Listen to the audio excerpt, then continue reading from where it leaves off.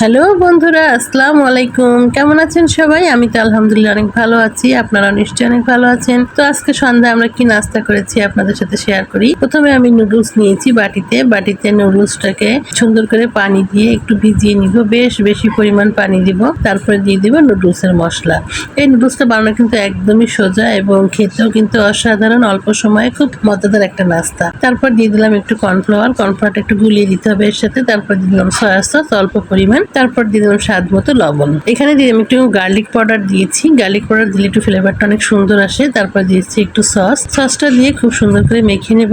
সব শেষে দিয়ে দিব একটু সয়াবিন তেল। তেলটা একটু অবশ্যই দিতে হবে, না হলে একটু রুক্ষ রুক্ষ লাগবে। তেলটা দিলে একটু বেশ মসৃণ হবে খাবারটা। তারপরে দিলাম ওভেনে 5 মিনিটের জন্য বেক করে নেব। ওভেনে দিয়ে 5 মিনিট পরে কিন্তু এটা বেক হয়ে যাবে। দেখুন কি সুন্দর হয়ে গেছে রান্নাটা। এই যে একদম ঝটপট কম সময়ে তৈরি হয়ে গেল আমার মজাদার নুডলস।